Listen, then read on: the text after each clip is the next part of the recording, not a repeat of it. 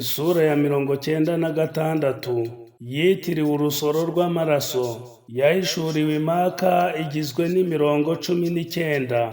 Bismillahirrahmanirrahim. Ku izina rya Allah nyirimpuhwe nyirimbabazi. Iqra bismi rabbikal ladhi khalaq. Soma ku izina rya Nyagasani wawe we waremye ibiriho byose. Khalaqal insana min 'alaq. Yaremye umuntu mu rusoro rw'amaraso. Iqra wa rabbukal akram. Soma kandi Nyagasani wawe ni nyir'ubuntu bihebuje. Alladhi 'allama bil qalam. We wigishije umuntu kwandika akoresheje ikaramu.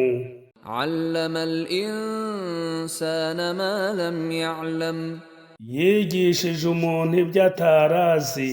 Kalla innal insana la yatgha.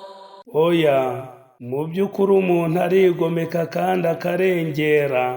Ar-ra'ahu istaghna. Iyo amaze kubona ko yihagije kubera ibyo atunze. Inna ila rabbika ar-ruj'a. Mu by'ukuri umenye ko kwa Nyagasani wawe ariho garukiro. Ara'ayta alladhi yanha. Ese wabonye wa wundi ukumira 'Abdan idha salla. umugaragu wacu gusenga? Ara'ayta in kana 'ala al-huda. Ese yabuza ati umugaragu wacu aramutse ari mu nzira y'ukuri, Aw amara bit-taqwa.